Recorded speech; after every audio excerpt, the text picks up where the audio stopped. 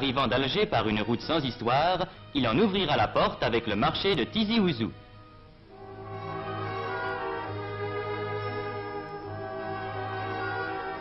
Déjà, il aura rencontré par centaines sur la route ces paysans venus de 20 km à la ronde, à pied ou à dos de mulet, poussant leurs bêtes. Et il se trouvera soudain au détour de la route, devant une foule bigarrée d'où monte une immense poussière et un infini brouhaha. C'est le marché.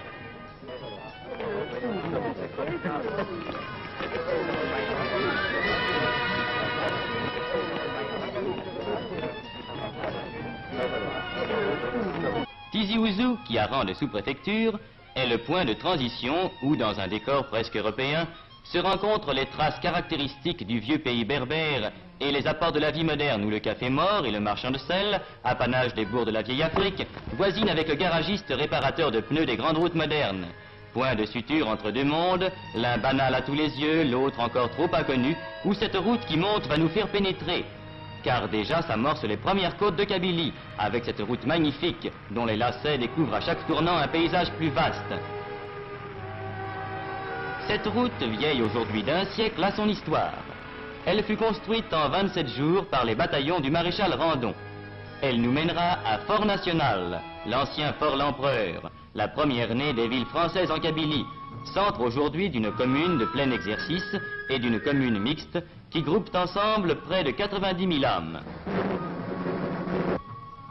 Fort National est aussi l'un des centres d'où partent vers la France les Kabyles qui s'expatrient temporairement pour chercher travail et fortune.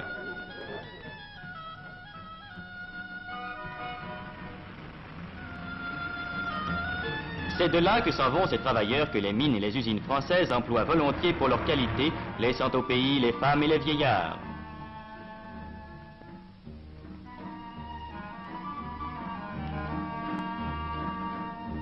Et l'on comprendra l'importance de cet exode au bureau de poste de Fort National, lorsqu'on saura qu'il assure chaque mois la distribution de quelques 30 millions de mandats envoyés de France à leurs familles par les travailleurs kabyles. Car le Kabyle, s'il accepte de partir pour gagner sa vie, garde au pays natal des attaches indestructibles. Ce mandat mensuel qu'il envoie servira à acheter une maison, un champ, un petit domaine, où il reviendra plus tard vivre entre les siens sur la terre des ancêtres. À la saison des récoltes, on peut voir sur toutes les pentes ces groupes joyeux occupés à la cueillette, à laquelle tout le monde prend part.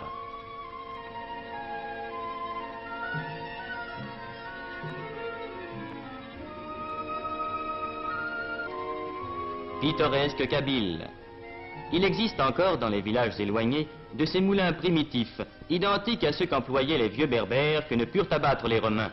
Meules qu'ont remplacé aujourd'hui les moulins modernes, établis depuis une cinquantaine d'années dans les centres, mais qui continuent à verser le chaud liquide jaune d'or qui fera la joie du foyer.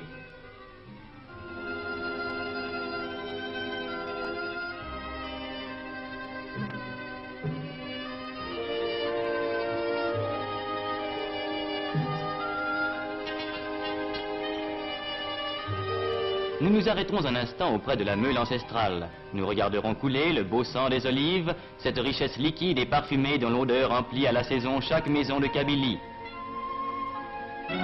Sur notre route s'ouvre la forêt. La forêt kabyle n'est pas une de ces forêts d'Europe aux fûts élevés sans effort jusqu'à de larges frondaisons. C'est une forêt d'une autre sorte. Le chêne-liège y est roi. Autre richesse primitive du pays kabyle, chaque année on y récolte par larges feuilles cette écorce légère qui partira vers les fabriques de France ou d'ailleurs où sa transformation s'accomplit. La forêt de Yakouren est l'un des centres mondiaux où s'approvisionne l'industrie du liège. Reprenons la route. Par de nouvelles côtes, nous atteindrons Michelet, qui étage ses maisons le long de sa grande rue à 1085 mètres d'altitude, et d'où l'on découvre un paysage montagneux barré au fond par les plus hauts sommets du Djurdjura, les crêtes de la Kouker et la pointe de l'Alla Khadidja. Michelet, chef-lieu d'une commune mixte de 80 000 habitants, règne sur les contreforts de la grande barrière montagneuse. Dernier centre sur la route des montagnes, Michelet aligne le long de ses bâtiments modernes ces spectacles pittoresques et contrastés, le palabre des vieillards et au pied de sa mairie, l'écolier devenu écrivain public.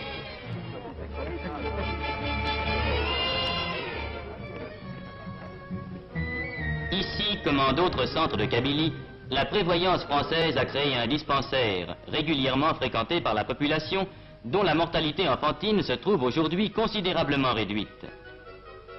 En Kabylie aussi, l'apport français a été de créer pour ce peuple terrien une école d'arboriculture, où jeunes Français et jeunes Kabyles apprennent l'art complexe de la greffe et de la plantation, la science de l'arbre qui dans l'avenir décuplera peut-être la richesse de la Kabylie en faisant un vaste verger.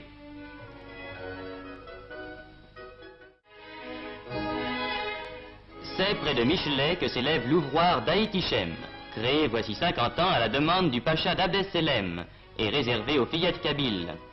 Chaque jour on les voit, ces fillettes vêtues de cotonnade à la mode du pays, ces fillettes qui pour la première leçon ont appris la propreté physique, à qui l'on donne en même temps l'instruction et un métier. Car cette école, qui a fait dans tout le pays kabyle la renommée d'Aït-Ichem, est l'une des grandes réussites de l'apport français.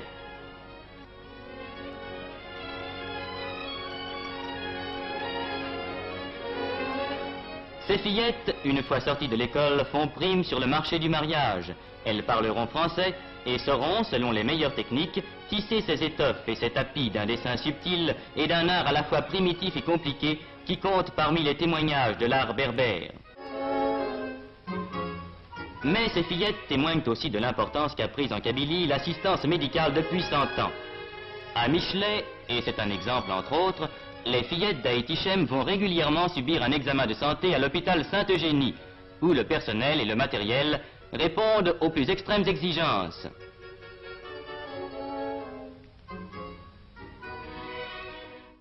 Grâce à ces aménagements sanitaires, la vie kabyle, autrefois menacée par les maladies et la déficience de l'hygiène générale, a pu remonter la pente et s'assurer plus fortement pour l'avenir.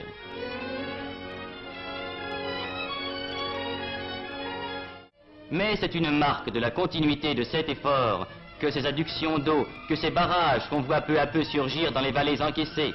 Demain, ils permettront de créer dans tous ces villages perchés sur leurs pitons, grâce aux centrales électriques dont certaines sont déjà en action et d'autres en plein achèvement, plus de travail et plus de bien-être.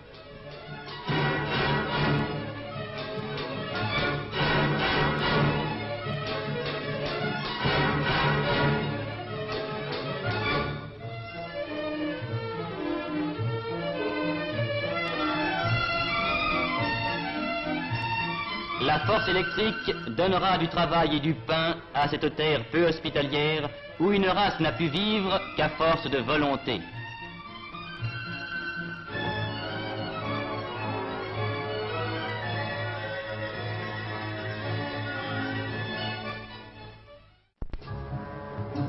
Déjà, la route qui permet les échanges, qui facilite les transports, a été le premier bienfait.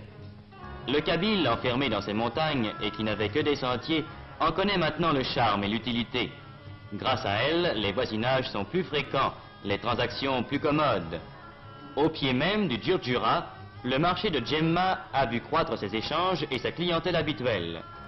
De bien loin, grâce à la route, affluent à Djemma les bergers des montagnes et les artisans des villages. Au milieu d'une forêt d'oliviers, au bord d'une rivière qui ne tarit jamais, le marché de Djemma mêle la foule bruyante des marchés de tous les pays autour des éventaires pittoresques. Le potier y étale sa vaisselle. Le tailleur y coud son vêtement, dans ce mouvement continuel de marée humaine, au son du marteau du maréchal qui ferre des mules à grands coups.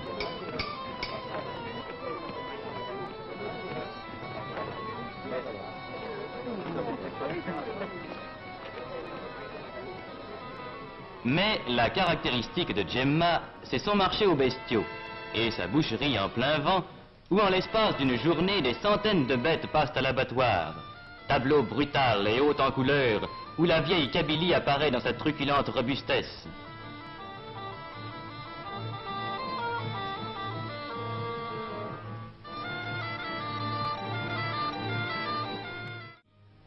On ne connaîtrait pas la Kabylie sans avoir vu ces 6 villages qui en sont proprement le cœur. Sans doute, depuis l'ère française, les villages ont changé. La dure silhouette du château d'eau qui domine Aït Larba en est le premier témoignage.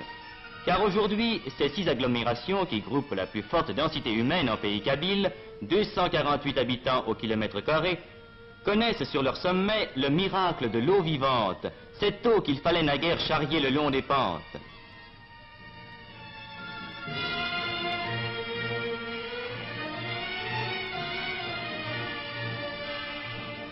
village de Beni Yeni, le centre de l'artisanat kabyle. Il compte surtout, et depuis les temps les plus anciens, une population dont l'évolution intellectuelle et manuelle fut toujours en avance sur celle de leurs frères.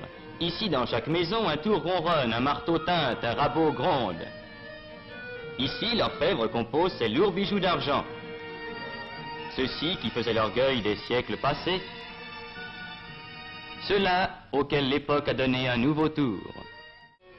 Là, l'ébéniste ajuste ses coffrets délicats incrustés de nacre ou d'ivoire, dont les dessins gardent le caractère d'un art particulier resté pur des apports étrangers.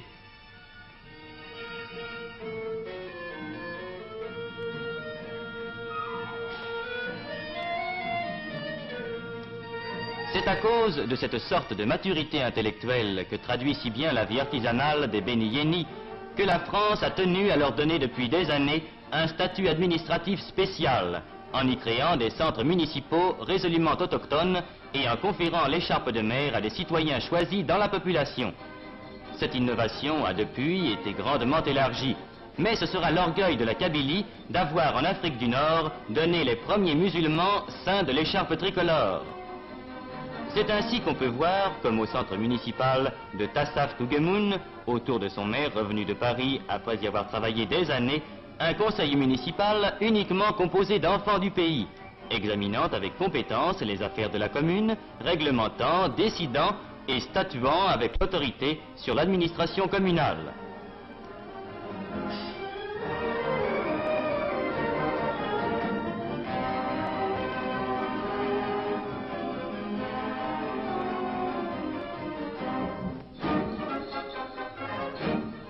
C'est pour une part aussi à cette maturité de la Kabylie prise comme exemple que l'exercice du droit de vote a pu être instauré dans l'Algérie sans difficulté et sans trouble moral. La démocratie est d'ailleurs depuis toujours dans les usages et dans la vie du pays, et il n'est pas inutile de rappeler que les Kabyles ont de tout temps vécu au milieu de leurs montagnes dans l'usage journalier des règles de la vie démocratique.